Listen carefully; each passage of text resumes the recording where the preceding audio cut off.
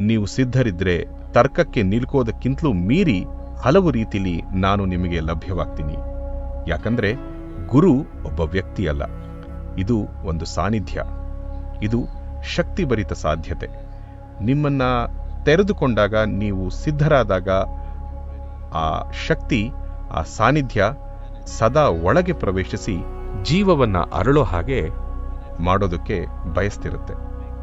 ಸೂರ್ಯನ ಬೆಳಕಿನಂತೆ ಅದು ಯಾವಾಗಲೂ ಪ್ರತಿ ಎಲೆ, ಪ್ರತಿ ಹೂವು, ಪ್ರತಿ ಜೀವವನ್ನ ಸ್ಪರ್ಶಿಸಿ ಅದನ್ನ ಅರಳಿಸೋಕೆ ನೋಡ್ತಿರುತ್ತೆ.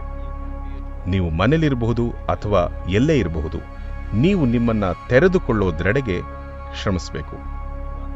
ಒಮ್ಮೆ ನಿಮ್ಮನ್ನ ತೆರೆದುಕೊಂಡ್ರೆ ನಾನು ಕೇವಲ ನಿಮ್ಮೊಂದಿಗಲ್ಲ, ನಿಮ್ಮೊಳಗೇ ಇರ್ತೀನಿ. ಇದು ನನ್ನ ಹಾರೈಕೆ ಮತ್ತು ಆಶೀರ್ವಾದ. ನೀವಿದನ್ನು ಅರಿಬೇಕು.